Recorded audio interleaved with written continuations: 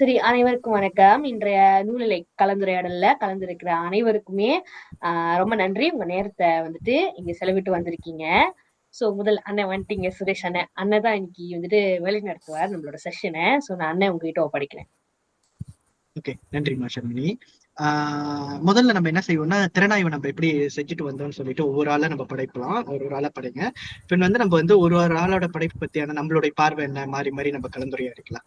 எப்படி அந்த அவங்களோட ஆய்வு இப்ப எந்த அளவுக்கு இருக்கு, இன்னும் ஏதாவது அதுல நம்ம ஆட் ஆன் பண்ணலாமா, இதை பத்தியான விஷயங்கள்லாம் நம்ம அதுல பேசிக்கலாம். யாராவது ஆரம்பிக்கிறீங்களா முதல்ல?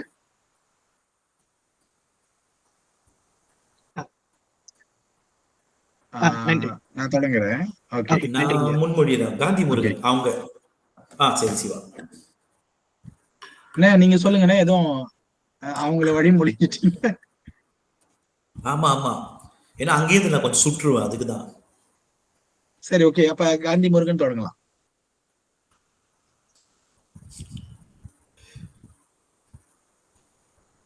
ஓகே, இந்த சிறுகதை உண்மையிலேயே நான் தலைப்பை பார்த்த போதே ஏமாந்துட்டேன். அதாவது கீராவோட சிறுகதை அப்படின்னு நினைச்சிட்டு நான் படிக்காமலே விட்டுருப்பேன். நல்ல வேலை நான் திறந்து பார்த்ததுனால இது வேற ஒரு சிறுகதை அப்படின்னு தெரிந்தது. ஆனா இந்த கதவுன்ற தலைப்பு இந்த சிறுகதைக்கு எந்த அளவுக்கு பொருத்தமா இருக்கு அப்படின்றது இந்த என்ன சொல்லுவாங்க, இந்த திறனாய்வுக்கு பிறகுதான் அது தெரிய வரும். இது நான் ஒரு மதிப்பீட்டு முறை திறனாய்வா அப்படிதான் கொண்டுட்டு வந்தேன். எப்படின்னா, ஒரு தலைப்பு, ஒரு கருப்பொருள், அந்த கதைக்கான களம், மொழி, அப்புறம் அங்க பயன்படுத்தப்பட்டக்கூடிய அந்த உவமைகள், இதெல்லாம் இந்த சிறுகதைக்கு பொருத்தமா இருக்கா அப்படின்னு சொல்லி ஒவ்வொரு பகுதியா தான் இந்த சிறுகதை நான் திறனாய்வு செஞ்சிருக்கேன். இந்த முதல்ல நான் தலைப்புல இருந்து வரேன். தலைப்பு அப்படின்னு பார்க்கும் பொழுது, கதவுன்ற சிறுகதை கி. ராஜநாராயணன் அவர்களால் எழுதப்பட்ட போது அது ஒரு பெரிய எதிர்பார்ப்பு உள்ள ஒரு தலைப்பா மாறிடுச்சு. அதனால இந்த சிறுகதைக்கு இந்த தலைப்பு வந்தப்ப அந்த சிறுகதையில் நடந்த அந்த தாக்கங்கள், ஒரு எதிர்பார்ப்புகள் எல்லாமே இங்க எனக்கு கிடைச்சுதா அப்படின்னு சொன்னா அது சிறுகதையோட அது என்ன சொல்லுவாங்க, திறனாய்வோட முடிவுலதான் தெரியும். ஓகே, அடுத்ததா கருப்பொருள். கருப்பொருள் காதலால் ஏமாற்றப்பட்ட ஒரு பெண்ணுடைய ஒரு சூழலை காட்டியிருக்காங்க. பெரும்பாலும் இந்த காதலிக்கப்பட்டு இந்த பெருநகர்களுக்கு கூட்டிட்டு போய் இந்த பெண்களை விற்கக்கூடிய ஆண்களை பற்றிய ஒரு கதையாக நகர்ந்துட்டு போயிருக்கு. ஒரு பெண் ஒரு பயந்த சுபாவம் உள்ள ஒரு பெண்ணாக சுமித்ரா அங்க காட்டப்பட்டிருக்காங்க. அவங்க இந்த கதையில அந்த பயந்த சுபாவத்தோட ஆனா காதல்னு வரப்போ ஒரு தைரியம்ன்றது எல்லாருக்குமே இருக்கு. ஆனா அத கடந்து போற அந்த காலகட்டங்கள்ல அவங்களுக்கு ஏற்படக்கூடிய அந்த பயங்கள் இந்த சிறுகதையில அதாவது காட்டப்பட்ட விதத்துல நல்லா சிறப்பா இருக்கு அப்படின்னு சொல்லலாம்.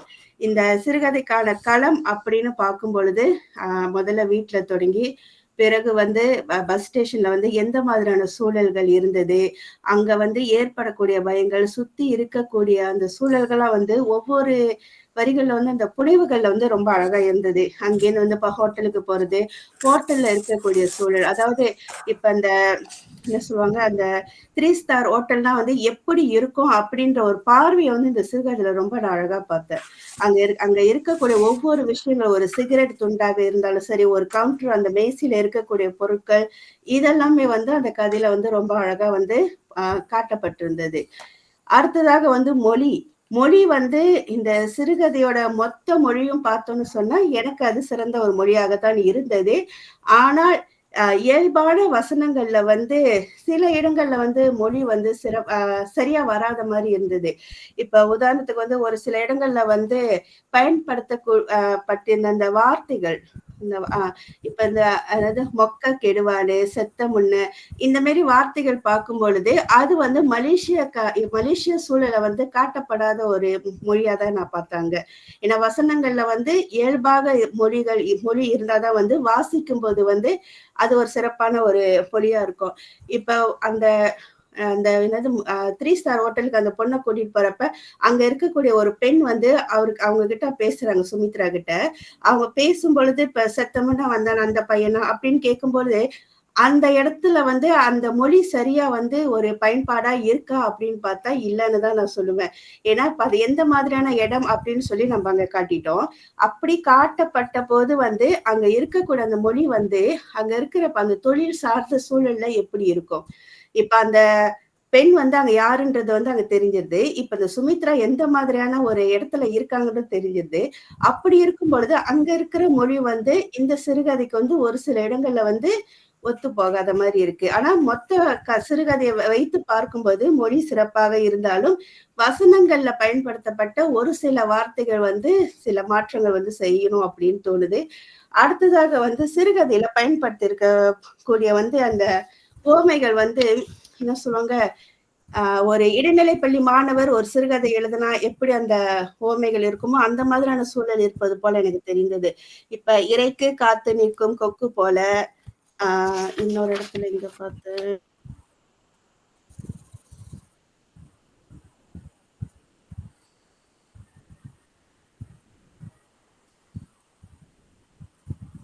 மியூட் ஆயிட்டீங்க. மியூட் ஆயிடுச்சு. ஓகே. ஓகே. எங்க அப்பா குதிரைக்குள்ள அப்படின்ற வார்த்தை, பிறகு வந்து இந்த இரைக்கு காத்திருக்கும் கொக்கு போல, இது போன்ற உவமைகள்லாம் வந்து பயன்படுத்தாம, இப்ப இருக்கக்கூடிய நவீன சிறுகதைக்கான தன்மையில வந்து ஒரு புனைவுகளாக வந்து அந்த காட்சிகள அழகா வந்து கொண்டுட்டு போகலாம் அப்படின்னு வந்து இந்த சிறுகதையில நான் பார்த்தது. ஆனா இந்த சிறுகதையில வந்து ஆரம்ப காலம் தொட்டே வந்து அந்த பெண்ணுடைய உடம்பு முதுகு பகுதியில வந்து ஏதோ ஒரு பகுதி வந்து பாரமா வளருது. அப்படின்றத வந்து 2, 3 இடங்கள்ல வந்து சுட்டி காட்டப்படுது. அப்ப முதல்ல நான் அத படிக்கும் பொழுது அந்த பெண்ணுக்கு இருக்கக்கூடிய ஒரு நோயாக இருக்கலாம் அப்படின்னு தோணுது. ஆனா பிறகு வந்து அது ஒரு நோய் கிடையாது. அது வந்து அந்த பெண் எப்படின்னா, அந்த வீட்ட விட்டு வெளியானதுலேருந்து வந்து தனக்கான அவமானங்கள வந்து தானே சுமந்துகிட்டு வந்து போயிட்டு இருக்கிற மாதிரியான ஒரு சூழல வந்து காட்டுனது ரொம்ப நல்லா இருந்தது. ஆனா வீட்டோட அந்த பின் கதவு சாத்தல அப்படின்றது தான் இந்த கதையில எல்லா இடங்கள்லுமே காட்டப்பட்டிருக்கு. அப்ப கதவு என்கிற அந்த தலைப்பு இந்த சிறுகதைக்கு எந்த அளவுக்கு பொருத்தமாக இருந்தது அப்படின்னு பார்த்தா, அந்த பெண் வந்து அந்த வீட்ட விட்டு வெளியாகும்போது பின் கதவு சாத்தல. அப்ப அந்த பின் கதவ திறந்துட்டா, அம்மாவோட வாழ்க்கை என்ன ஆகும் அப்படின்னு சொல்லி அங்க பயப்படுறாங்க. அது ஒரு சூழல். அதுவே வந்து இப்ப அந்த பெண் வந்து அந்த ஹோட்டல்ல இருந்து வெளியானதுக்கு பிறகும், அந்த கதவ பார்க்கும்பொழுது, அந்த திறந்தே இருக்கக்கூடிய கதவுகள் வந்து பல வகையான சிக்கல்கள வந்து தன் வாழ்க்கையில கொண்டுட்டு வருது. அப்படின்னு சொல்லி அந்த 2 இடத்துலயும் ஒரு கனெக்ஷன் குடுக்குறப்ப, இந்த தலைப்பு வந்து இந்த சிறுகதைக்கு வந்து ரொம்ப ஒரு சரியான ஒரு தலைப்பா இருந்தது. இப்ப கீராவோட பார்வையில வந்து அந்த கதவுன்ற வார்த்தை வந்து ஒரு உணர்வு மிக்க ஒரு விஷயமாக இருந்தது. இப்ப இந்த சிறுகதையில வந்து கதவுன்றது வந்து ஒரு பெண்ணுக்கான ஒரு பாதுகாப்ப வந்து அழகா வந்து ஒரு சுட்டி காட்டின ஒரு குறியீடாக பயன்படுத்தப்பட்ட ஒரு வார்த்தையாக வந்து இந்த சிறுகதையில நான் பார்த்தேன். அப்ப மொத்தத்துல வந்து இந்த சிறுகதைய வந்து மதிப்பீட்டு முறையில வந்து திறனாய்வு செய்தபோது, ஒரு சில இடங்கள்ல வந்து மாற்றங்களை கொண்டு வந்தால், இந்த சிறுகதையில வந்து இந்த சிறுகதை ஒரு நவீனத்துவம் மிகுந்த சிறுகதையா மாறலாம். எங்க நமக்கு வந்து இதுல வந்து பெரும்பாலும் வந்து ஏமாற்றம் வந்து வருதுன்னு சொன்னா கருப்பொருள்ல தான். ஏன்னா கருப்பொருள் வந்து காதலால் ஏமாற்றக்கூடிய ஒரு பெண் எப்படி வந்து சீரழியாம தன்னை காப்பாத்திக்கிட்டு வரன்றது. இது போன்ற தலைப்பிலான சிறுகதைகள் வந்து நிறைய நம்ம வாசிச்சுட்டோம். ஆனா இதே கருப்பொருளை எடுக்கும் பொழுது யாருமே பேசாத ஒரு விஷயத்த வந்து நம்ம அங்க பேசினா அது வேற மாதிரி இருக்கும். இப்ப அண்மையில வந்து ராமசாமி ஐயாவோட ஒரு முகநூல் பதிவு படிச்சேன். பெண் சிசுவ வந்து கொலை செய்த அது போன்ற சம்பவங்கள் வந்து நிறைய படங்கள்ல பார்த்துட்டோம்.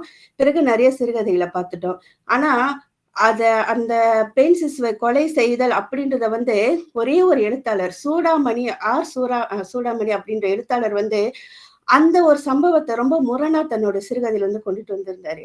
அந்த சிறுகதை நான் தேடி பார்த்தேன். எனக்கு இன்னும் கிடைக்கல. அந்த மாதிரி வந்து எல்லாரும் ஒரே விஷயத்த வந்து ஒரு கருப்பொருள்ல பேசும் பொழுது, நம்ப அங்க வேறொரு பார்வைய வைக்கும்போது தான், அந்த சிறுகதை வந்து காலாகாலத்துக்கும் ஒரு பேசப்படக்கூடிய ஒரு நவீனத்துவ மிக்க ஒரு சிறுகதையா வந்து பார்க்க முடியுது அப்படின்றத வந்து நான் அங்க உணர்ந்தேன். அதேபோல இந்த சிறுகதையில வந்து இது போன்ற கதைக்கருல வந்து வேற என்ன விஷயத்த நம்ம கொண்டுட்டு வர முடியும், சொல்ல முடியும். ஏன்னா இப்ப எல்லாரும் வந்து இப்ப ஒரு பெண் வந்து காதலால் ஏமாற்றப்பட்ட ஒண்ணு வந்து இது அந்த ஹோட்டல்ல வந்து ஒரு விலைமகளா வந்து விற்கப்படுவாங்க. அப்படிப்பட்ட சூழல காட்டுறாங்க. இல்ல சில பெண்கள் வந்து சீரழிந்து போனது, இல்ல சில பெண்கள் தப்பிச்சு வராங்க அப்படின்றதெல்லாம் காட்டுறத விட்டுட்டு, வேறு வகையான ஒரு விஷயம் வந்து நிச்சயமா வந்து எல்லாரும் அறியாத ஒரு விஷயம் வந்து இருக்கும். அது போன்ற விஷயங்கள வந்து சிறுகதையில வந்து நம்ம கொண்டுட்டு வரணும் அப்படின்றதான் நான் எதிர்பார்க்கிறேன். ஏன்னா இப்ப இந்த பெண் சிசு கொலை விஷயத்துல வந்து எல்லாருடைய பார்வையும் ஒரே மாதிரியாக போகும்போது ஒரு பெண்ணுக்கு வந்து தனக்கு விருப்பம் இல்லாத ஒரு குழந்தைய பெத்துக்கக்கூடிய சூழல் வந்து பிடிக்கல அப்படின்றத வந்து ஆர் சூடாமணி வந்து அவரோட கதையில காட்டியிருக்காரு. அப்ப எல்லாருடைய கதைகளும் ஒரே மாதிரியாக இருக்கும் பொழுது ஒரு மாறுபட்ட சிந்தனை கொடுக்கும் பொழுது அந்த கதை வந்து காலகாலத்துக்கு பேசப்படுது. அதனால அந்த மாதிரியான ஒரு கதை கருவை வந்து ஒரு கதை நகர்வு வந்து இந்த கதைகளும் இருந்தா நிச்சயமா வந்து ஒரு சிறப்பான ஒரு சிறுகதையா இருக்கும் அப்படின்னு நான் நினைக்கிறேன். நன்றி.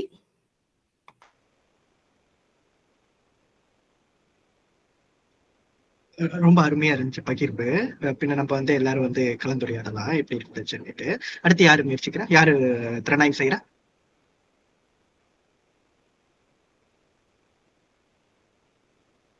நீங்க செய்றீங்களா எப்படி? இல்ல சிவா, நீங்க செய்யுங்க சிவா. எனக்கு அனுபவம் இல்ல சிவா. சொல்றேன் கேட்டு. சார் அனுபவம்ன்றது நம்ம பேசுறதா அனுபவம் கிடைக்கும். அதுதான் அனுபவம். முதல்ல வந்து வாய்ப்புக்கு நன்றி. நெறியாளர் சுரேஷ் அவருக்கும் ஷாமினிக்கும் நன்றி. சரி, நான் வந்து சுரேஷ் செய்த மதிப்பீடு தொடர்பான கருத்துக்களை குழுவுல பார்த்தேன். அப்ப அவர்கிட்டயும் பேச சொன்னாங்க இல்லையா, கருத்துக்கள் கேட்க சொன்னாங்க. ஆனா நான் அவருக்கு அழைக்கல. அதுக்கு காரணம் என்னன்னு சொன்னா, எனக்கு எப்பொழுதுமே அந்த ஒரு அச்சம் உண்டு. நம்ம ஏதாவது ஒண்ணு பின்பற்றி செய்ய தொடங்கணும்னா அது வந்து நமக்கும் அந்த சாயல் வந்துடும் அப்படின்றதுனாலதான் வந்து நான் அவரை அழைக்கல. சரி, நான் இது வரைக்கும் திறனாய்வோ மதிப்புரையோ வழங்கினது இல்லை. அப்ப என்னுடைய கருத்துக்களை பதிவு செய்த பிறகு சரி இது எப்படி இருக்கு அப்படின்ற ஒரு ஐடியா எடுத்துக்கலாம் அப்படின்ற நோக்கம் தான் எனக்கு. நான் ஏற்கனவே வந்து பல்கலைக்கழகத்துல இந்த திறனாய்வு தொடர்பான ஒரு சில பேப்பர்ஸ் பாடமா அது இருக்கும்போது எனக்கு இருந்த நாலேஜை வச்சுதான் நான் இந்த கதை பற்றிய என்னுடைய கருத்தை நான் பதிவு செய்யறேன். பொதுவா இந்த திறனாய்வுகள் வந்து ஒரு 3 விதமா பாக்குறாங்க. ஒண்ணு மதிப்புரை, 2வது திறனாய்வு, அப்புறம் ஆராய்ச்சி. இங்கிலீஷ்ல வந்து ரிவ்யூ, கிரிட்டிசிசம், ரிசர்ச், இந்த 3 கோணத்துல அதை பாக்குறாங்க. அப்ப நான் என்ன எடுத்துக்கிட்டேன்னு சொன்னா, இது வந்து ஒரு மதிப்புரையாவே ஒரு ரிவ்யூவாவே இந்த கதையை ஒட்டிய என்னுடைய கருத்து என்ன அப்படின்ற அடிப்படையில் இதை பார்க்கலாம் அப்படின்னு நான் நினைச்சேன். இது கூட அந்த என்னுடைய முன்னறிவை பொறுத்து எனக்கு ஒரு 11-12 வகை இருக்கு. இப்ப காந்தி முருகன் செய்த ஒரு மதிப்பீட்டு முறையிலான ஒண்ணு, உளவியல் ரீதியான ஒரு மதிப்புரை அல்லது திறனாய்வு, சமூகவியல் ரீதியா பாக்குறது, தொன்மவியல் ரீதியா பாக்குறது, கோட்பாட்டு ரீதியா பாக்குறது, செவ்வியல் ரீதியா பாக்குறதுன்னு இருக்கு. அதுல என்னுடைய அடிப்படையை பின்பற்றி ஒரு ஒரு கவிதை படைப்பாளர் அப்படின்ற அடிப்படையை பின்பற்றி முருகியல் திறனாய்வு அப்படின்ற ஒரு பகுதி இருக்கு. அதாவது ஒரு கதையிலேயோ கவிதையிலேயோ சொல்லப்படுகின்ற அழகியல் தன்மைகள் எப்படியெல்லாம் மேக்கப் பண்ணியிருக்காங்க, அந்த கதையையும் அந்த கவிதையையும் எப்படி மேக்கப் பண்ணியிருக்காங்க. இது ஆங்கிலத்துல வந்து தியோரிட்டிக்கல் கிரிட்டிசம் அல்லது எஸ்தெட்டிக் கிரிட்டிசம் சொல்றோம். ரசனை முறை திறனாய்வு. ஆக இந்த என்னுடைய ஒரு 5 நிமிடங்களுக்கு இந்த கவிதையில என்னை கவர்ந்த விஷயங்கள் மட்டும்தான் இருக்கும். பிறகு என்னுடைய சொந்த கருத்தா எப்படி இது மாற்றம் கண்டிருந்தா இந்த கதை நல்லா இருக்கும் அப்படின்றத பத்தி பேசலாம். தொடக்கமா கதவு அப்படின்ற அந்த தலைப்பே ரொம்ப ரொம்ப நுணுக்கமானது அப்படின்னு நான் நினைக்கிறேன். முதல்ல வந்து நன்றி யாரு எழுதுனா அப்படின்றத குறிப்பிடாம இந்த கதையை பகிர்ந்ததுக்கு. சராசரி மனிதர்களா சில சமயத்துல பெயரே நமக்கு அந்த கதையுடைய பாதி பலத்தை காட்டிடும். ஓ இவர் எழுதினாலே அப்படிதான் இருக்கும்ன்ற மாதிரி ஒரு எண்ணத்தோட படிக்கும்போது ஒண்ணு பெரிய ஏமாற்றத்துக்கு உள்ளாவும், இல்லைன்னா கொஞ்சம் கொஞ்சம் தடுமாற்றமா இருந்தாலும் பரவாயில்ல, அவர் சொன்னா ஒரு நியாயம் இருக்குன்ற ஒரு எண்ணம் வரும். அதெல்லாம் இல்லாம பெயர் இல்லாம வந்துதான் இந்த பகிர்வுடைய சிறப்புன்னு நான் நினைக்கிறேன். எனக்கு இந்த கதை பொதுவுல ரொம்ப ரொம்ப பிடிச்சிருந்துச்சு. காந்தி முருகன் ரொம்ப நுணுக்கமா பலவிதமான விஷயங்களை முன் வச்சாங்க. நான் அதுக்குள்ள போல அழகியல் ரீதியா இந்த கதை ரொம்ப பிடிச்சிருந்துச்சு. நான் முதல்ல இந்த கதவுன்ற தலைப்புல இருந்தே வரேன். நான் வந்து கீராவுடைய அந்த கதையை வாசிச்சது இல்லை. அப்ப எனக்கு இதான் முதல் அறிமுகம் கதவுன்ற தலைப்பு. தொடக்கத்துல எனக்குமே கூட இந்த கதவு திறந்து வைக்கப்பட்டதுக்கு பின்னணியில ஏதாவது ஒண்ணு நடக்குமா, ஒரு திடீர் அனுபவங்கள் ஏதாவது ஒரு திருப்பம் ஏதாச்சும் இருக்குமா, அப்புறம் அவங்க அம்மாவுக்கு ஏதாச்சும் அச்சுறுத்தல் ஏற்பட்டிருக்குமா, அப்புறம் கடைசி அவங்க வந்து அந்த திறந்து இருக்கிற அந்த 3ஆம் தர விடுதி கதவையும் பார்த்துட்டே போறாங்க அப்படின்னு முடிக்கும் போதுதான் இதுல எனக்குன்னு என்ன சிந்தனை வருதுன்னு சொன்னா, இங்க யாரும் யாரையுமே கட்டுப்படுத்தியோ அல்லது கதவு அடைச்சோ வைக்கிறது இல்லை. எல்லா கதவுகளும் எப்பொழுதுமே திறந்துதான் இருக்கு. எல்லா சூழ்நிலையிலையும் இந்த பொண்ணு அந்த கதவை திறந்து வச்சுதான் இருக்கட்டும், அந்த அம்மாவுக்கு அந்த கதவு திறக்கப்பட்டிருக்கிறது இவ்வளவு சம்பவங்கள் நடந்த பிறகு அவங்க அம்மாவுக்கு தெரியும். அந்த கதவு திறந்திருந்தது தெரிஞ்சிருக்கும். இந்த பொண்ணுக்கு ஒரு ஒரு சுய கட்டுப்பாடோ ஒரு சுய நிதானமோ இருந்திருந்தா குடும்பத்தை பத்தி, அந்த பொண்ணு உள்ளுக்குள்ளேயே இருந்திருக்கும். அது கதவு திறந்திருக்கிறதுக்காக யாரும் வீட்டை விட்டு வெளியே போறது இல்லை. அது அது அங்க திறந்திருக்கிற அந்த கதவு, இந்த பொண்ணு அதை வந்து சாதகமா திறந்து வச்சுட்டு அதை பயன்படுத்திக்கிச்சு. கடைசியா இந்த 3ஆம் தர விடுதியுடைய கதவு திறக்கப்பட்டதுல இருந்து நான் என்ன நினைக்கிறேன்னா, அந்த கதவு திறந்திருக்கிற இந்த நிலையை அங்க இருக்கிற பொண்ணுங்க கூட பயன்படுத்திக்கலாம். அங்க யாரும் சங்கில்ல யாரையும் கட்டி போட்டு வைக்கல. அது வந்து அந்த கதவு எப்பயுமே திறந்தா இருக்கு. சில பேர் அதை கட்டுப்பாடா பயன்படுத்திக்கிறாங்க, சில பேர் அதை வந்து வீட்டை விட்டு ஓடுறதுக்கு பயன்படுத்திக்கிறாங்க, இன்னும் சில பேர் இந்த சூழலை வந்து இப்படியே அனுசரிச்சு போயிருவோமே அப்படின்னு நினைச்சுக்கிறாங்க. ஆக நம்மை பொறுத்த வரைக்கும் எல்லா கதவுகளும் திறந்தேதான் இருக்கு அப்படின்றதுதான் எனக்கு என்னமோ அந்த கதையில இருந்து கிடைச்ச ஒரு ஐடியாவா எனக்கு கிடைக்குது. இந்த பொண்ணு ஓடிட்டு வந்த மாதிரி மத்தவங்களும் ஓடி வந்திருக்கலாம் இல்லையா? ஆனா அங்க மூடப்பட்டிருக்கிறது மனக்கதவு தான். புற கதவு திறந்திருக்கு, ஆனா மனக்கதவு மூடப்பட்டிருக்கிறதுனால யாராலையும் தப்பிக்க முடியலன்னு நான் அந்த கதவுன்ற வார்த்தையில இருந்து குறிச்சுக்கிட்டேன். மத்தபடி இந்த கதையுடைய கருப்பொருள் காந்தி முருகன் கிட்ட இருந்து கொஞ்சம் கடன் வாங்கணும். ரொம்ப அதரப்பழைய ஒரு கதை கரு.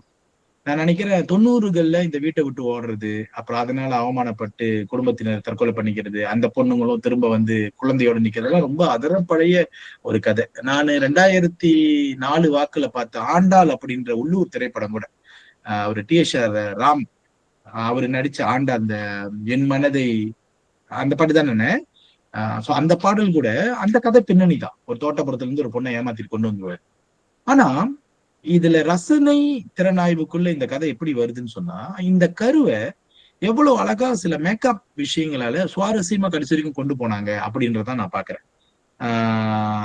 காந்தி முருகன் ஒரு ஒரு ஒப்பீடு சொன்னாங்க இல்லையா, அந்த மீனுக்கு காத்திருக்கும் கொக்கு அப்படின்னு சொல்லி. அது ரொம்ப அதரப்பழைய ஒரு உதாரணம் தான். ஆனா இதுல பியூட்டி என்னன்னா, இந்த படைப்பாளர் அந்த மீனு தன்னை கொக்கா நினைச்சுக்கிட்டு இன்னொரு கொக்குக்கு காத்திருக்குது. அந்த பொண்ணு கொக்குக்கு காத்திருக்கும் மீன் போல யாருக்கு காத்திருந்தாங்க? தன்னை இரையாக்க போற இன்னொரு கொக்குக்கு தான் காத்திருந்தாங்க இல்லையா? எனக்கு இந்த அதாவது காதலனுக்கு காத்திருக்கிறது தான் அவங்க அப்படி சொல்றாங்க. ஆனா காத்திருக்கிறது கொக்கு இல்ல, மீனு தான்.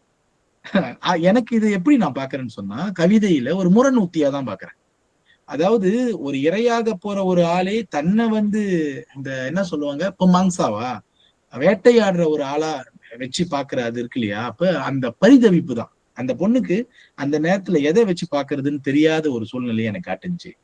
இருள் கனிந்து மூடி கிடந்ததுன்னு ஒரு வார்த்தை இருக்கு. ஓகே, அதான் நான் சொல்றேன் சொல்லி, எனக்கு வந்து இந்த ரசனை ரீதியா இந்த கதையை நான் அணுகுனால அந்த படைப்பாளர் பிறகு எனக்கு யாருன்னு அறிமுகப்படுத்தப்பட்டா பிறகுன்னா இந்த 1 மணி நேரத்துல இல்ல, அதற்கு பிறகு நான் கொஞ்சம் கை குலுக்க காத்திருக்கேன். இருள் மூடி கிடந்ததுன்றது ஒரு பொருள், இருள் கனிந்து மூடி கிடந்ததுன்னு ஒண்ணு சொன்னாங்க. இருள் கனிந்து அப்படின்றத நான் எப்படி பாக்குறேன்னு சொன்னா, அது வந்து ஒரு முதிர்ச்சி பெற்ற இருட்டுன்னு நான் பாக்குறேன். அது சாதாரண இருட்டு இல்லை. இப்ப நீங்க கலர்லயே பென்சில் கலர் எடுத்துங்களேன், ஒரு கிரே இருக்கும், கிரேவை விட கொஞ்சம் டார்க்கான ஒரு கருப்பு இருக்கும், இன்னொன்னு அட்ட கரியில கருப்பு இருக்கும் இல்லையா? இவங்க கனிந்த இரவுன்னு சொல்றது எதுவுமே கண்ணுக்கு தெரியாத ஒரு இரவு. அந்த கனிந்தன்ற வார்த்தை எனக்கு அதை காட்டுனுச்சு. ஓகே, திரை முழுமையாக ஒளி இழக்கும் முன்னர் ஃபேண்டாஸ்டிக்கான அடைமொழி.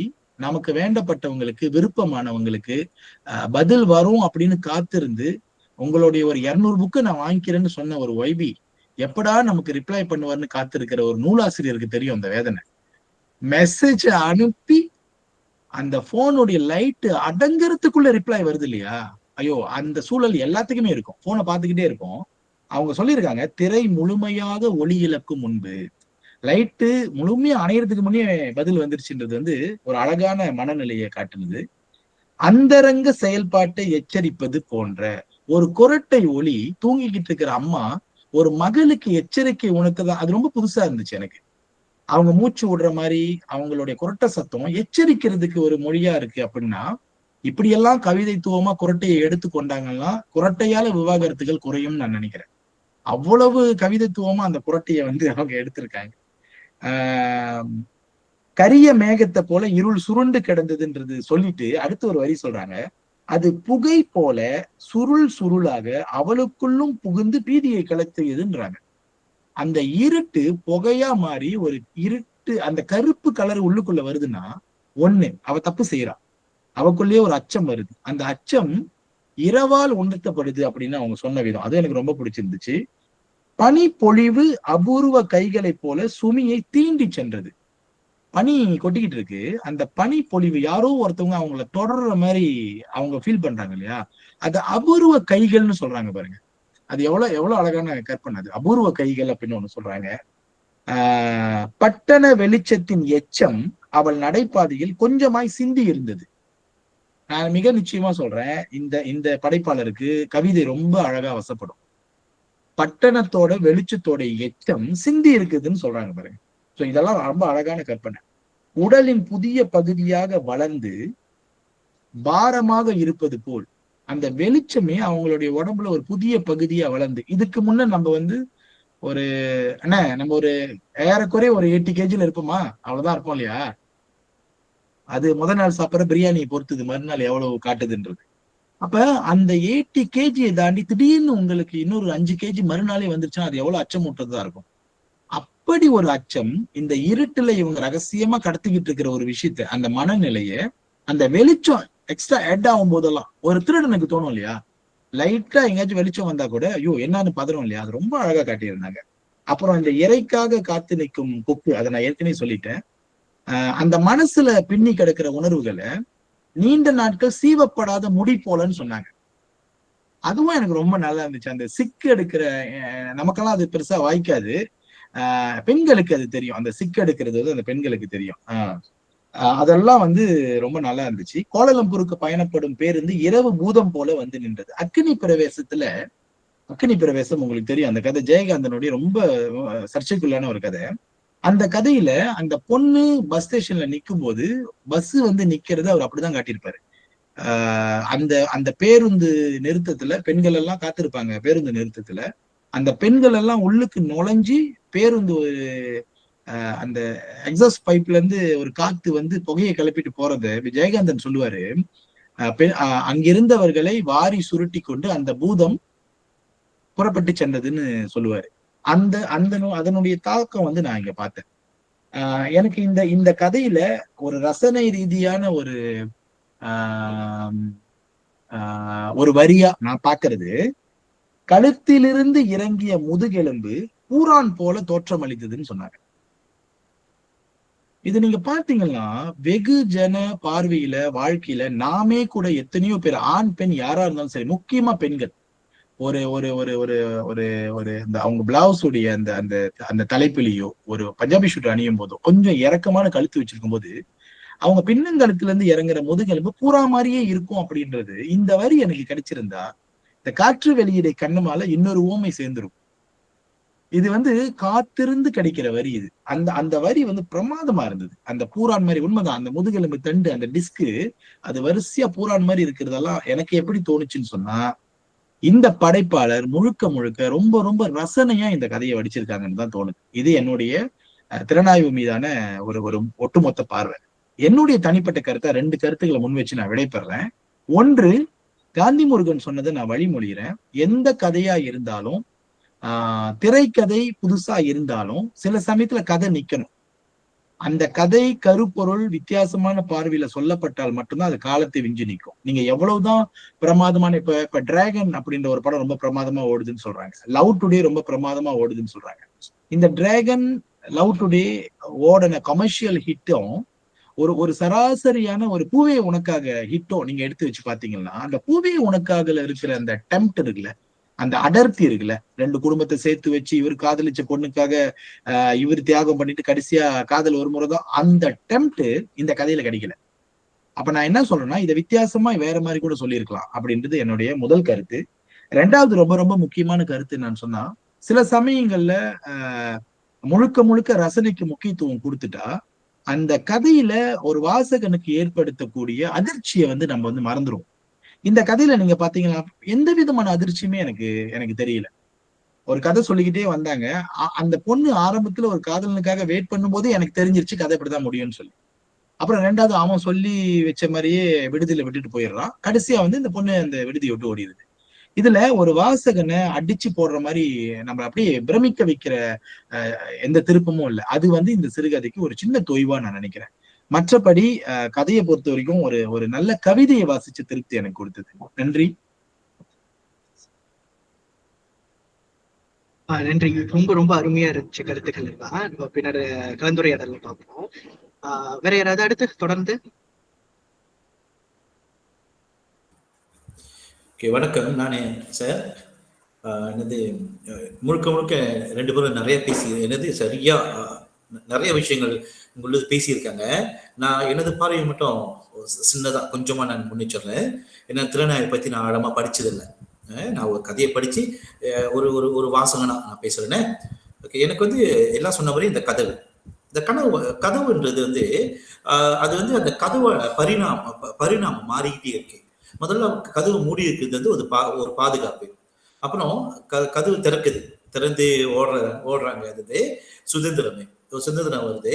அப்புறம் அந்த கதவு வந்து படப்படுக்குது. ஐயோ, கதவு சாத்தி இருக்கு. அந்த படப்படுக்குது வந்து ஒரு ஐயம், தான் எடுக்கின்ற ஒரு ஒரு விஷயத்துல நடவடிக்கையில ஒரு ஐயம். இது வந்து ஒரு பெண்ணின் உணர்வுகள் அப்படியே அந்த கதைக்கு அந்த கதவு தான் அந்த ப்ராசஸ், அந்த ஃப்ளோ கொண்டு போகுதுன்னு நினைக்கிறேன். அதனாலதான் அவங்க அந்த கதவு அப்பப்ப ஐயமே கடைசியா வந்து அந்த கதவு திறந்தே இருக்கு என்றது முடிவு வந்து என்னைக்கு வந்து தான் சிந்திச்சு செயல்படுறது. அது ஒரு அப்படி நான் கொஞ்சம் பாக்குறேன். அது உணர்வுகளின் பரிணாமம் தான். அந்த ப்ராசஸ் அழகா இருந்துச்சு. அப்புறம் எனக்கு என்னன்னா இதுல சமூகவியல் கொஞ்சம் இந்த லத்தமா ஷரக்கட் சொல்லுவாங்க மல்லையில. அந்த சமூகவியல் வந்து இன்னுமே அந்த பெண்ணை வந்து பலவீனமாகவும் காதலில் ஏமாந்து போய் குடும்பத்தையே விட்டுட்டு ஓடி போயிட்டு அவங்க அந்த டவுனுக்கு போயிருப்பாங்க, அந்த இடத்துக்கு போயிருப்பாங்க, அந்த பஸ்ல போயிருப்பாங்க. சோஷியல் இந்த கதை களம் இந்த எப்போ எழுதப்பட்டதுன்னு சொல்லி 90s கூட இருக்கலாமோ தெரியல. ஆனா இதெல்லாம் அவங்க பார்க்காம இருப்பாங்களா? அவங்க பார்க்காம ஒரு கதையை அவங்க வாழ்க்கையில அதெல்லாம் சந்திச்ச விஷயமா இருக்கும். இதே ஒரு 60கள்ல 50கள்ல ஒண்ணும் தெரியாத ஒரு பெண் அவங்கள இப்படி கடத்தி கொண்டு வந்து இப்படி வந்து வேற விஷயமா இருக்கு. அவங்க வந்து தன்னை வந்து இந்த காலத்துலயும் ஒரு பெண் வந்து ஒரு பலவீனமானவளே அப்படி சொல்ற மாதிரி இருக்கு. எனக்கு அதுல அவ்வளவா கொஞ்சம் உடன்பாடு இல்லை. அதுல வந்து அப்புறம் இந்த கதையில இம்பேக்ட் அந்த சமூகவியல் என்ன சொல்ல வராங்க கடைசியா, எனக்கு இப்ப என்ன சொல்ல வந்தாங்க சொல்றது எனக்கு கொஞ்சம் குழப்பம் இருந்துச்சு. சொன்ன கதையை சொன்ன கருத்தையே திரும்ப வேறு விதமா இல்லாம ஒரே கருத்தை சொன்ன மாதிரி இருந்துச்சு. எனக்கு வந்து எனக்கு அந்த பெண்ணை வந்து காப்பாத்த வர அந்த ஒரு பெண் கதாபாத்திரம் இருக்காங்களே, அவங்க வந்து அங்க தேவையில்லைன்னு நினைக்கிறேன். அவங்க தேவையில்லை அங்க வந்து எனக்கு வந்து அவங்க இன்னும் புகுத்துன மாதிரி இருக்கு. அந்த கதையை நகர்த்த ஒரு கேரக்டர் அங்க புகுத்துன மாதிரி இருக்கு. இது இவங்க ஒரு பெண் வந்து அந்த கதவுன்னு அடிப்படையில் அப்படியே அந்த ஃப்ளோல வரக்கூடிய இவங்களா கண்டுபிடிச்சு இவங்களா ஒரு யோசனை எடுத்து இவங்களா அதை முடிவெடுத்து சூழலை பார்த்து இது சரியான சூழல் இல்லையேன்னு சொல்லி முடிவெடுத்து வந்திருந்தாங்களா இன்னும் கொஞ்சம் அந்த கேரக்டருக்கு கொஞ்சம் இம்பேக்ட் கொடுத்த மாதிரி இருக்கும். நான் எனக்கு தெரிஞ்சு அதுதான் ரொம்ப ரொம்ப அலங்கார வார்த்தைகள். அது ரொம்ப அலங்கார வார்த்தைகளா இருந்ததுனால அந்த கரு வந்து அப்படியே ஒரு நல்லா இருக்கேன்னு சொல்லி எனக்கு சொல்ல தோணல. அந்த வர்ணனைகளே அழகாவே இருந்தாலும் அது மனசுல தங்கிருச்சு. என் கதைகள்லயும் பொதுவா அந்த ஜட்ஜஸ் சொல்லக்குள்ள எனக்கு தான் சொல்லுவாங்க, என்னை விமர்சனம் செய்யக்குள்ள வார்த்தைகள் ரொம்ப அழகா இருக்கு, அதனால நாங்க கதையை மறந்துடுறோன்றாங்க. வர்ணனைகள்லாம் ரொம்ப ஓவரா இருக்கு சம்டைம்ஸ் செய்யறாங்க. ஸோ அதையும் நான் இங்க பாக்குறேன். ஸோ அதுதான். நன்றி, வணக்கம்.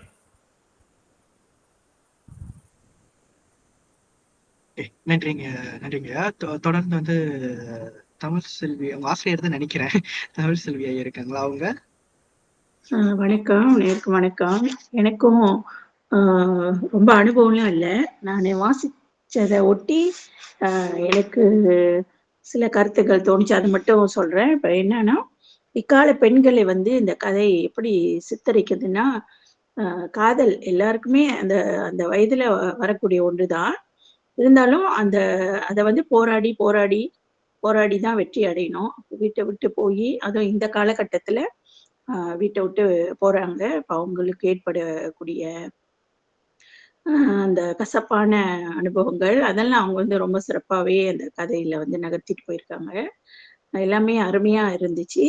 ஒரு சில இது மட்டும்தான் எனக்கு, அதாவது அப்ப காதல்னா அப்ப தனியா குடும்பத்தை விட்டு சிலர் குடும்பம் 2 குடும்பத்துக்கும் சரியா வரலன்னா கூட திருமணம் என்ற ஒரு பந்தத்துல இணைந்து வாழ்வது அது வேற ஒரு விஷயம்.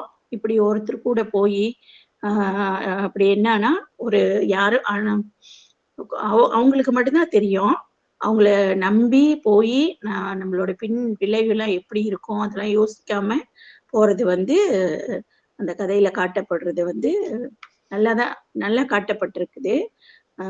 அதனால இந்த இக்கால சூழலுக்கு அது பொருந்துமா அப்படின்ற ஒரு கேள்விக்குறி இருக்கு எனக்கு. அப்புறம் வீட்டை விட்டு ஓடுவதற்கான அந்த முடிவு, அம்மா மட்டும்தான் இருக்காங்க. ஸோ அம்மாவோட நிலை, அம்மா எப்படி இருப்பாங்க, தன்னை ஆளாக்க அவங்க எவ்வளவு சிரமப்பட்டிருப்பாங்க. இவ்வளவு விஷயமும் இருந்தும் ஒரு பெண் வந்து ஆஹ் பின்னால எவ்வளோ அவங்களுக்கான பாதுகாப்பு எப்படி இருக்கு அதெல்லாம் உணராம போறது வந்து ஒரு அந்த கதையில வந்து எனக்கு சரியா சித்தரிச்சிருக்காங்களா, ஏன்னா எனக்கு அனுபவம் இல்லை, அந்த ஒரு இது மட்டும்தான் எனக்கு. அதுவும் இக்கால பெண்களை வந்து இந்த அளவுக்கு இப்ப எல்லாம் கொஞ்சம் நம்ம 90ஸ்ல இருக்கிறதுனால வேற ஒரு இதுல நோக்கி நம்ம நகர்ந்துகிட்டு இருக்கும்போது இன்னும் அந்த பழைமை வந்து அங்க இருக்கு அப்படின்னு தான் சொல்ல வரேன். நன்றி. நன்றிங்க ஐயை. எனக்கு தெரிஞ்சு இத்தனை பேர் தான் இருக்காங்கன்னு நினைக்கிறேன் திறனாய்வு செய்யறது. இப்ப நான் என்னுடைய கருத்துக்களை கொஞ்சம் பகிர்ந்துடுறேன். தொடர்ந்து வந்து நம்ம வந்து கலந்துரையாடலாம் மத்தவங்களோட கருத்து எப்படி இருந்துச்சுட்டு. ரொம்ப என்னுடைய அதிகமான இல்ல ஆழமான கருத்துக்கள் கிடையாது, ஒரு மேலோட்டமான ஒரு கருத்து. கொஞ்ச நேரம் இருங்க, ஷேர் பண்ணிக்கிறேன். ஓகே,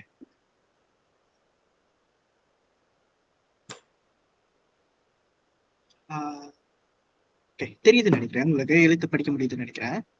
ஓகே, இப்ப திறனாய்வுன்னு சொல்லும் பொழுது ஒரு சின்ன முன்னோட்டம் என்னன்னு சொல்லலாம்னா, திறனாய்வுல அவர் சொன்ன மாதிரியே வந்து நிறைய வகைகள் இருக்கு. முதல்ல அவர் சொன்னதெல்லாம் வகைகளா இருந்துச்சு.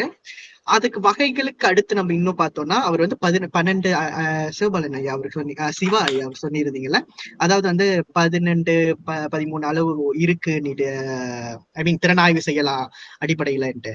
அது வந்து நம்ம என்னன்னு சொல்லுவோம்னா அணுகுமுறை, திறனாய்வின் அணுகுமுறைன்னு சொல்லுவோம். திறனாய்வு வகைகள் வந்து அவர் சொன்ன மாதிரி நம்ம வந்து ரிவ்யூ செய்யலாம், ரிசர்ச் செய்யலாம், இந்த மாதிரி நம்ம விதவிதமா செய்யலாம். அதெல்லாம் நம்ம என்னன்னு சொல்லலாம், அது வகைக்குள்ள வந்துடும். அதை நம்ம ஏற்கனவே முன்னுக்குள்ள ஒரு கலந்துரையாடல்ல பார்த்தோம்ல, இந்த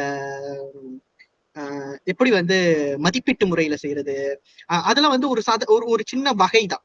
அந்த மாதிரி எக்கச்சக்கமான வகைகள் இருக்கு. அந்த வகைகளுக்குள்ளேயே நம்ம உள்ளுக்கு போய் பார்த்தோம்னா, இப்ப உதாரணத்துக்கு மதிப்பீட்டு முறையில வந்து நான் திறனாய்வு செய்ய போறேன், ஆனா எந்த அணுகுமுறையை பயன்படுத்த போறேன் அப்படின்னு ஒரு கேள்வி வரும்.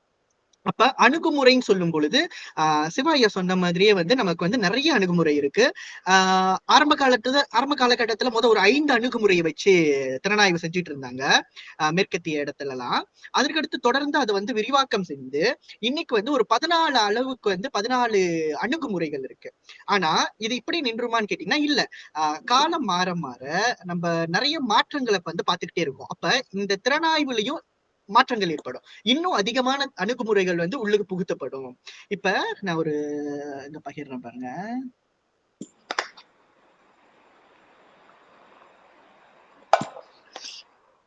ஓகே, இந்த இடத்துல பாத்தீங்கன்னா இதெல்லாம் வந்து இப்ப திறனாய்வுல பயன்படுத்தப்படுகின்ற அணுகுமுறைகள்.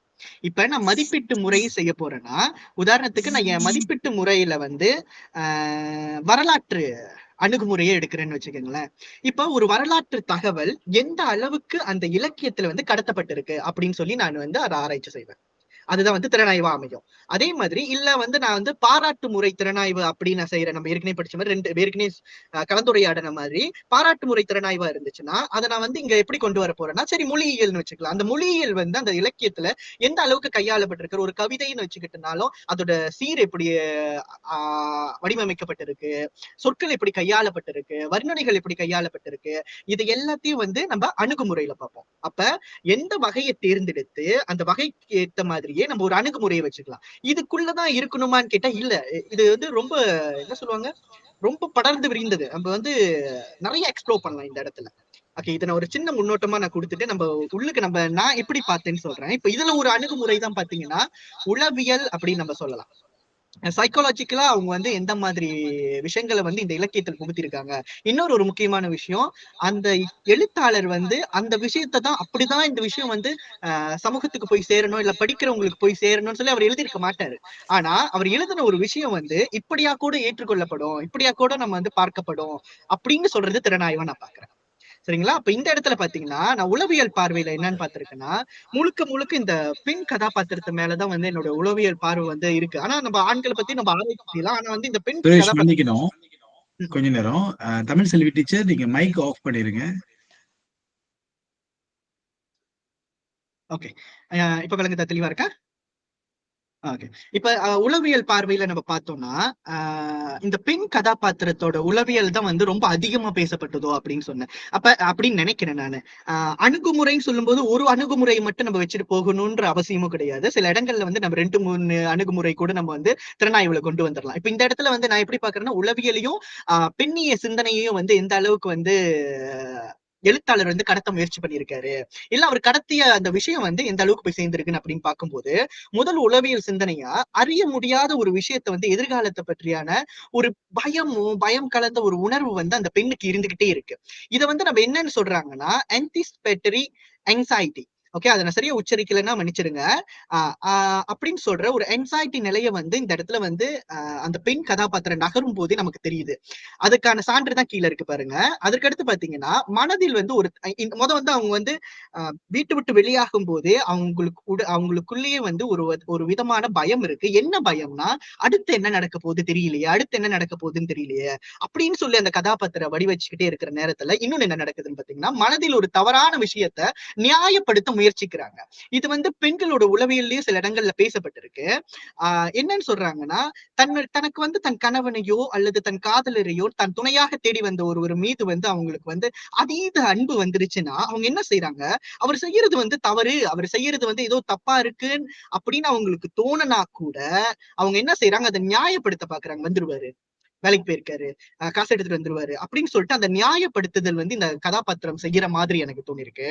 அதற்கு அடுத்து பாத்தீங்கன்னா தன்னைத்தானே குற்றம் சொல்வது.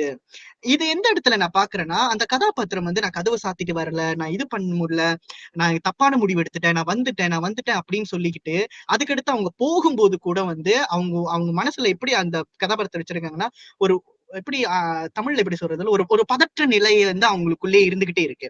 அது என்ன ஆகுதுன்னா, யாரால இவங்க வந்து விக்டிம் ஆக்கப்படுகிறாங்களோ அந்த அந்த யாரால விக்டிமாக்கப்படுகிறாங்களோ அவங்கள பற்றி அவங்க குறை சொல்லாம தன்னைத்தானே குறை சொல்லிக் கொள்ளும் ஒரு மனப்பாங்க வந்து இந்த இடத்துல நம்ம பார்க்கும் பொழுது, அப்ப உளவியல் ரீதியா பார்த்தோம்னா இந்த 3 விஷயத்த வந்து அந்த கதாபாத்திரம் வந்து எதிர்நோக்கிட்டு வருது. அந்த கிராஃப் வந்து இப்படி ஏறுது அப்படின்னு சொல்லி எனக்கு ஒரு எண்ணம் இருந்துச்சு. அதனாலதான் நான் இப்படி கொண்டு போனேன். அதற்கடுத்து பாத்தீங்கன்னா ஃபெமினிசம் சைட்ல, அதாவது பெண்ணிய அடிப்படையில நம்ம எப்படி பார்க்கலாம்னா, முதல்ல வந்து இன்னொருத்தரை சார்ந்து இருக்கிறது. இங்க ஆணாதிக்கம் எப்படின்னா, நீ என் பேச்சுதான் கேட்கணும், நீ என் பேச்சுதான் கேட்கணும்னு சொல்லிட்டு அந்த அந்த ஆண் வந்து செஞ்ச மாதிரி தெரியல. ஆனா கொஞ்சம் கொஞ்சமா அவர் வந்து அந்த விஷயத்த வந்து திணிச்ச மாதிரி எனக்கு தோணுச்சு. ஆரம்பத்துல இருந்து நல்லா பேசிக்கிட்டே இருந்தவர் கொஞ்சம் கொஞ்சம் வந்து அவங்ககிட்ட பணம் குறையுது, அவங்களுடைய தேவைகள் பூர்த்தி செய்யும், அவங்களால இவ்வளவுதான் பிரயோஜனமாகவும் தெரிஞ்ச பிறகு அவரோட கேரக்டர் வந்து கொஞ்சம் கொஞ்சமா மாறுது. இது என்னவாகுதுன்னா, அந்த பெண் வந்து அவரையே சார்ந்து இருக்கிற ஒரு சூழல் வந்து ஏற்படுத்திடுறாங்க. இங்க வந்து எனக்கு இதற்கடுத்து வர கருத்து தான் எனக்கு வந்து இந்த கதாபாத்திரம் வந்து இப்படி வடிவமைச்சது என்ன பாதிச்சதுனால இது சரியா வடிவமைக்கப்பட்டிருக்கு அப்படின்னு நான் நினைக்கிறேன். என்ன பாதிச்சனால என்ன பாதிச்சுச்சுன்னா, ஒரு பண நிர்வாக சுதந்திரமோ அல்லது வந்து தான் பணத்தை சரியா நிர்வகிக்கிற ஒரு நம்பிக்கையும் அந்த பெண்ணுக்கு இல்லாத ஒரு சூழலை நான் பாக்குறேன். தாங்கிட்ட இருந்த பணமும் சரி, தான் வந்து ஒரு இடத்தை விட்டு வந்திருக்காங்க, அடுத்து அதை வச்சுதான் அவங்க கொஞ்சம் காலம் ஓட்டணும், அந்த மாதிரி ஒரு சூழல் இருக்கும் பொழுது அவங்க தனக்கிட்ட இருக்கிற பணத்தை தானே நிர்வகித்துக் கொள்ற அளவுக்கு அவங்களுக்கு ஒரு தன்னம்பிக்கை இல்ல அப்படின்னு பார்க்கும்போது அது வந்து எனக்கு கொஞ்சம் வெறுப்பு வந்து உண்டாக்குனுச்சு உங்க கேட்க கொடுக்கும் போது. அப்ப அந்த வெறுப்பு உண்டாக்குதுன்னா எழுத்தாளர் வந்து சரியா செஞ்சிருக்காரு, அந்த கதாபாத்திரத்தை வெறுக்க செய்யறாரு. ஏன்னா அந்த கதாபாத்திரம் அப்படி இருக்கக்கூடாதுன்றத வந்து எனக்கு தெரியப்படுத்துதோ அப்படின்னு என்னுடைய ஒரு பார்வை இருக்கு. இது நிறைய இடத்துல பாத்தீங்கன்னா இந்த மெரிலின் வாரிங் சொல்றவங்க என்ன சொல்றாங்கன்னா, அவங்களுடைய புத்தகத்துல economic dependence creates emotional dependency. இப்ப வந்து நம்ம பொருளாதார ரீதியா ஒரு ஆள் மேல வந்து நம்ம டிபெண்டனா இருந்துகிட்டே இருக்கோம்னா ஒரு காலகட்டத்துல வந்து இமோஷனலாவும் அவங்க மேல டிபெண்டனா இருப்போம். நம்ம பைனான்சியலா டிபெண்டனா ஆனா மட்டும்தான் வந்து உண்மையான பெண்ணுக்கு கிடைக்கக்கூடிய சுதந்திரம் கிடைக்கும்னு சொல்றாங்க. எனக்கு இங்க என்னதுன்னா, அந்த பெண் ஆணை வந்து வேலைக்கு அனுப்பி இருக்கிறதுக்கு பதிலா தானும் சேர்ந்து அந்த இடத்துல வேலை தேடி இருந்தாங்க, இல்ல வந்து அந்த அளவுக்கு அவங்களுக்கு ஒரு தைரியம் இருந்துருந்துச்சுன்னா, தன்னம்பிக்கை இருந்திருந்துச்சுன்னா இன்னும் நல்லா இருந்திருக்குமே அது இல்லைன்னு சொல்லிட்டு எனக்கு வாசிக்கும் போது, அந்த கதை வாசிக்கும் போது, நீ போயிருக்கலாமே, நீ செஞ்சிருக்கலாமே, அந்த எண்ணம் எனக்கு உள்ள ஓடிக்கிட்டே இருக்கு. அப்ப அது என்ன ஓட வைக்குதுன்னா, எழுத்தாளர் ஏதோ சரியா செஞ்சிருக்காரு அந்த இடத்துல அப்படின்னு சொல்ற ஒரு உணர்வு எனக்கு கொடுத்துச்சு. இதுதான் நான் திறனாய்வு பார்க்கும்போது எனக்கு இப்படியும் பார்க்கலான்னு ஒரு பக்கத்து தோணி இருக்கு. உங்களுடைய கருத்தும் தேவைப்படுது. நம்ம அவங்க முதல்ல பேசினவங்கள்ட்ட இருந்து நம்ம ஆரம்பிக்கலாம். ஐ மீன் அவங்களுடைய கருத்துல இருந்து ஆரம்பிப்போம். இல்ல மத்தவங்களும் சொல்றதா இருந்தா சொல்லலாம். நம்ம வேற ஆளோட இவங்களோட எனக்கு இது பிடிச்சிருந்துச்சு, இது பிடிக்கல, இது மாற்றி இருக்கலாம், அந்த மாதிரி ஏதாவது ஒரு கருத்துக்கள் இருந்து பகிரலாம்.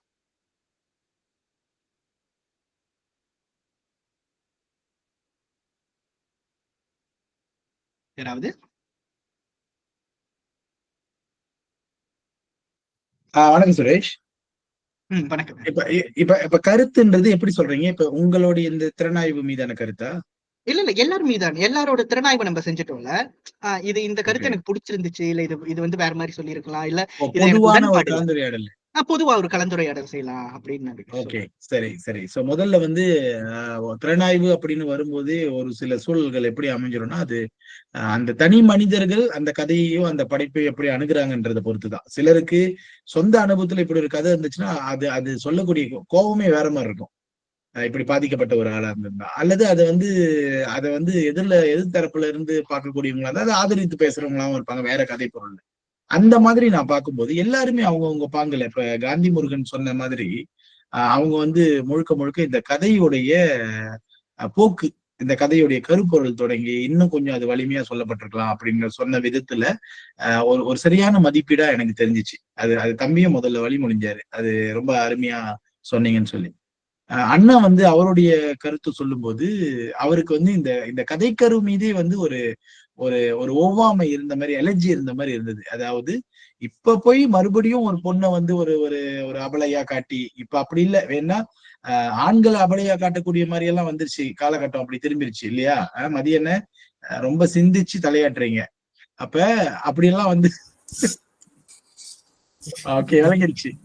ஓகே, அது சோ அதுவும் ரொம்ப நல்லா இருந்துச்சு. தம்பி சுரேஷ் நான் கேட்கணும்னு நினைக்கிறேன், நீங்க திறனாய்வு ஒரு ஒரு பாடமா எடுத்தீங்களா, அல்லது இதற்காகத்தான் நீங்க தயாராயிட்டு வரீங்களா?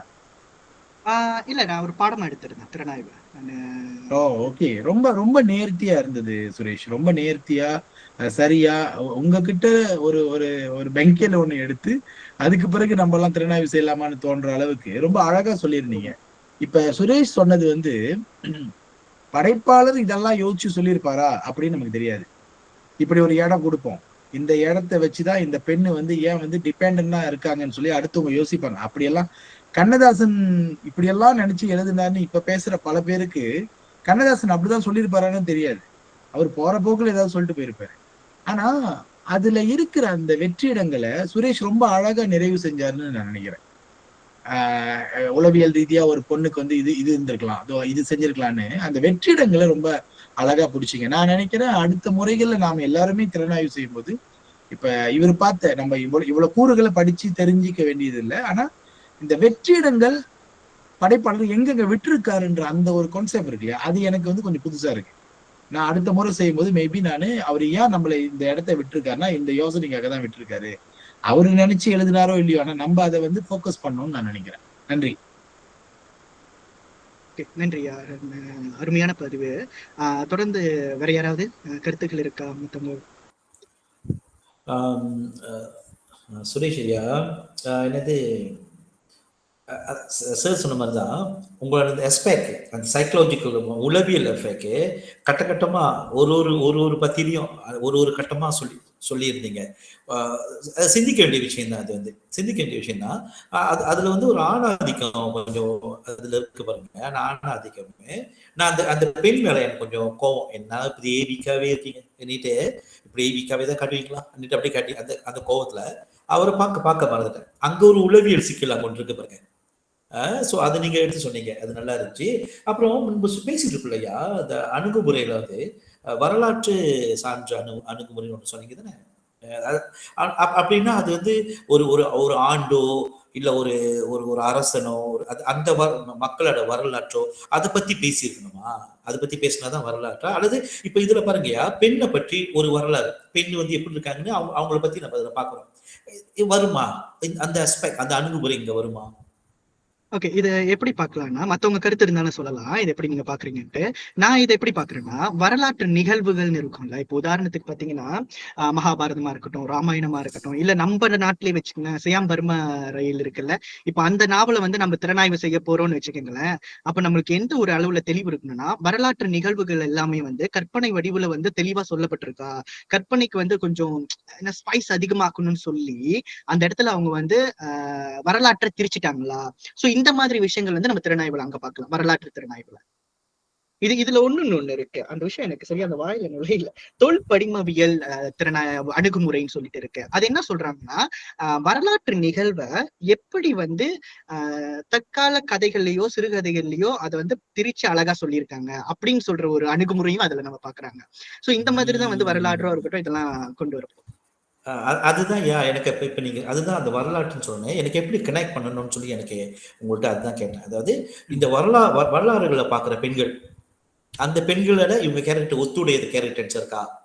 அல்லது இவங்க மாறுபட்டு இருக்காங்களா? சோ இப்போ நான் இதுவே அப்படி யோசிச்சேன் நானு. இல்ல அருமையான சிந்தனை அது. அதாவது வந்து இப்ப அந்த எழுத்தாளர் வந்து இதுவே இந்த எழுத்தாளர் வந்து எங்கேயாவது ஒரு இடத்துல வந்து வரலாற்று நிகழ்வுகளோட ஒப்பிட்டு வர்ணனை கூட செஞ்சுட்டாருன்னு வச்சுக்கோங்களேன். அப்ப அந்த வர்ணனை அந்த வரலாற்று நிகழ்வு சான்று இருந்துச்சுன்னா அது இந்த கதைக்கு ஒத்து வருதா, இல்ல அந்த உண்மையாவே அந்த வரலாறை சரியா சொல்லியிருக்காங்களா அப்படின்றது கூட நம்ம பார்க்கலாம். அந்த இடத்துல கூட நான் என்னுடைய கருத்தை பகிரலாமா? தாராளமா இந்த வரலாற்று பின்னணியிலான இந்த கதைகள்ல வந்து எனக்கு ஒரு பெரிய ஒரு ஈர்ப்பு இருக்கு. ஒரு நிஜத்துல நடந்த ஒரு சம்பவத்தை எப்படி புனைவா தரும்போது அது வந்து மிகப்பெரிய ஒரு தாக்கத்தை ஏற்படுத்துன்றதுல எனக்கு ஒரு பெரிய ஈடுபாடு இருக்கு. அதனால நான் சொல்றேன், வங்காளதேசிகளோடு பெண்கள் ஓடுற ஒரு சூழலை வந்து படைப்பாளர் சொல்றாரு. வங்காளதேசிகளோட இப்பதான் தெரியுமே, அதிகமான பெண்கள், நம்ம இனத்து பெண்கள் வங்காளதேசிகள நடிகர்கள் அப்படின்னு நினைச்சுல ஓடிக்கிட்டு இருக்காங்கன்னு சொன்ன அவரு, அந்த பொண்ணு கையில ஒரு விவேக கைபேசி இருக்கிற மாதிரி சொல்லிட்டாருன்னா டைம் ஃப்ரேமே ராங். வங்காளதேசிகளோடு நம்ம இன பெண்கள் ஓடின காலகட்டம் ஒரு ஒரு ஒரு 90ஆம் ஆண்டுகள் இல்லையா? ஒரு பொண்ணுன்றது இல்ல. அதாவது இப்படி ஓடினாங்க, இப்படி ஓடிக்கிட்டு இருக்காங்கன்னு கவலைப்பட்டுட்டு திடீர்னு விவேக கைபேசினா அது 2000க்கு மேல. இது வந்து ஏறக்குறைய குரோனாலஜி அடிப்படையில ஒரு தவறு. கையறு அப்படின்னு சொல்லி புண்ணியவான் ஒரு நாவல் எழுதினாங்க. அதுக்கு முன்ன வந்து சயா மரண ரயில் சங்கு சண்முகம் ஒரு நாவல் எழுது. இந்த 2 நாவலையும் நான் வாசிச்சிருக்கேன். இந்த 2 நாவல்லுமே இந்த தைப்பிங்ல இருந்து முதலாவதா கடத்தப்பட்ட ஒரு கூட்டம், அதுக்கு பிறகு அது போயிட்டு எங்கெங்க சேருது தாய்லாந்துல இருந்து அப்படி சொல்லிக்கிட்டே போவாங்க இல்லையா? அது அவங்க சொல்லிக்கிட்டே போகும்போது திடீர்னு இன்னொரு பக்கத்துல சுதந்திர பிரகடனம் நடக்குது, மலேசியாவோட சுதந்திர பிரகடனம் நடக்குதுன்னு எழுதிட்டாங்கன்னா ரொம்ப ராங்கா ஆயிரும்.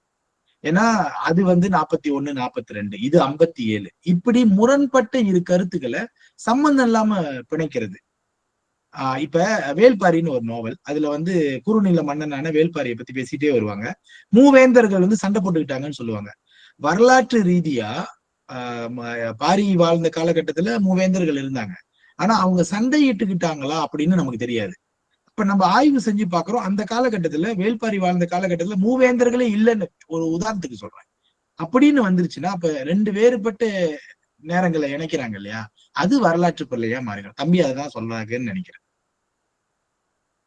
இதை விட யாரும் தெளிவா விளக்க முடியாதுன்னு நினைக்கிறேன். ரொம்ப அருமையா தெளிவா விளக்கிறீங்க. ஓகே, வேற யாருக்காவது கருத்து இருக்கா? ஏதாவது கருத்துக்கள் ஏதாவது? ஏன்னா நம்ம முடிய போது இன்னும் ஒரு 2 நிமிடம் இருக்கு. ஓகே, இங்க வந்து வெற்றிடங்கள் அப்படின்னு பார்க்கும்போது அது வந்து வாசக இடைவெளியாக தான் நான் பார்த்தேன். அதாவது இப்ப ஒரு தவறான விஷயத்த வந்து ஒரு பெண் நியாயப்படுத்துறதோ, அது வந்து தன்னைத்தானே வந்து ஒரு குற்றம் சொல்லிக் கொள்வதோ வந்து கதைகள்ல வந்து அது நேரடியா காட்டப்படாது. அப்ப வாசிக்கும் போது அது ஒரு வாசக இடைவெளியாக வரும்போதுதான் வாசகன் வந்து ஒரு சரியான பயணத்துல, அதாவது வாசகனுடைய வாசிப்பு வந்து நேர்த்தியாக இருந்தால் அந்த வாசக இடைவெளி வந்து நிச்சயமா வந்து எல்லாராலையும் உணர முடியும். அந்த ஒரு விஷயத்த வந்து இங்க வந்து வெற்றிடங்கள் அப்படின்னு சொல்லி நான் பார்த்தது கொஞ்சம் என்ன சொல்லுவாங்க, புதுமையா இருந்தது. எப்பயுமே வந்து அதை நான் வாசக இடைவெளி அப்படின்னு பார்க்கும்போது இது வந்து வெற்றிடங்கள் அப்படின்னு சொல்லி அங்க வகைப்படுத்தும் போது அதுவும் வந்து இந்த சிறுகதைக்கு ரொம்ப பொருத்தமாக அமைந்திருந்தது. அதுதான் என்னுடைய பார்வை, வேற எதுவும் இல்ல. நன்றிங்க. எனக்கு ஒரு சின்ன கருத்து இருக்கு. இன்னும் ஒரு நிமிஷம் இருக்கு. அது பதிவு செஞ்சிடுறேன். ரொம்ப நன்றி சிவா ஐயாவுக்கு. நான் வந்து இந்த இந்த தயார் செய்துட்டு வரும்போது அந்த எஸ்தெட்டிக் பத்தி, அழகியல் பத்தி நம்ம பேசணும் அப்படின்னு சொல்லிட்டு வந்தேன். ஏன்னா பாராட்டு முறை திறனாய்வுல அழகியல் பத்தி சொன்னா ரொம்ப சிறப்பா இருக்கும் அப்படின்னு சொல்லிட்டு நான் நினைச்சிருந்தேன். ஆனா எனக்கு அதுக்கான நேரம் கிடைக்கல. ஏன்னா அது ரொம்ப ஆழமா சொன்னா அழகா இருக்கும், நிறைய உதாரணங்கள் எடுத்துட்டு வந்தா அப்படின்னு சொல்லிட்டு நான் ப்ரிப்பேர் பண்ண முடியல. ஆனா வந்து ரொம்ப அழகா இன்னைக்கான என்னுடைய எதை நான் செய்யணும்னு நினைச்சேனோ அது வந்து சிவா ஐயா அழகா செஞ்சுட்டாரு. ரொம்ப நன்றி அந்த முருகியல் பத்தியும் பேசுனது. அதுக்கடுத்து பாத்தீங்கன்னா அவங்களை எப்படி எனக்கு கூப்பிடுறதுன்னு தெரியல. அக்கான்னு கூப்பிடுறதா என்னன்னு தெரியல. நான் இப்பதான் பழக்கம். அக்கானே கூப்பிடலாம். ஓகே.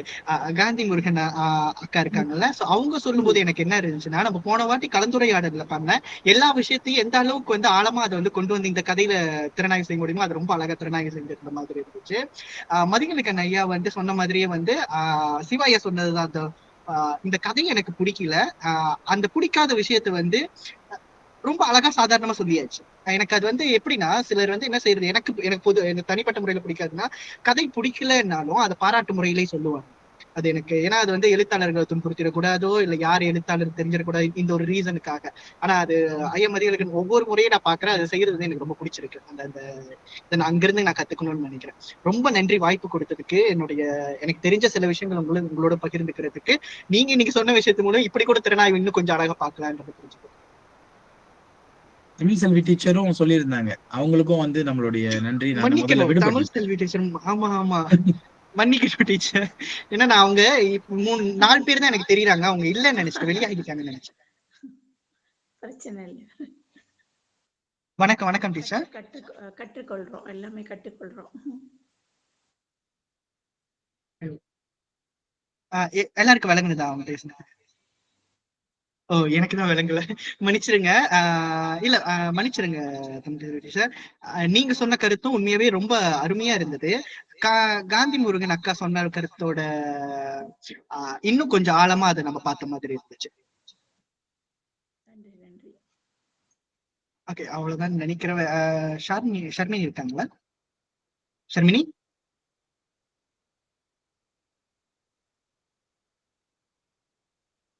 இருக்கேன். வேற ஏதாவது நீங்க சொல்ல வேண்டியது இருக்கா? முகத்தை காட்டுற அளவுக்கு இல்லக்கா, இல்லம்மா. இல்லண்ணா, நான் எதுவும் சொல்றது இல்ல. இன்னைக்குதான் முதல் நாள் உங்களோட நூலிலை கலந்துரையாடலுக்கு நான் வந்திருக்கேன். ஸோ இவ்வளவு நேரம் நீங்க பேசுனதை கேட்டது எனக்கு ஒரு லெசன் மாதிரிதான் இருந்துச்சு. கண்டிப்பா அடுத்த கலந்துரையாடல்ல கண்டிப்பா பேசுறேன். இந்த கலந்துரையாடல் பேசுறதுக்கு எதுவும் இல்லைன்னு. அடுத்த வாரமும் நான் வந்து ஒரு திட்டமிட்டு செஞ்சுட்டு நம்ம ஒரு திறனாய்வா இதை நாங்க பொன் கோகில் மக்கள் கிட்ட பேசிட்டு நான் சொல்றேன் நம்ம என்ன மாதிரி செய்யலாம் அடுத்த வாரத்துக்கு. சரி. முடியறதுக்கு முன்ன மன்னிக்கணும், என்னுடைய ஊழ்வினை அப்படின்னு ஒரு சிறுகதை, அந்த சிறுகதையை வாய்ப்பு இருந்தா இந்த குழுல போட்டு கொஞ்சம் பிச்சு எடுக்கணும் நீங்கெல்லாம் அப்படின்னு நான் எதிர்பார்க்கிறேன். அது வந்து முழுக்க கவிதை நடையில இருக்கும்.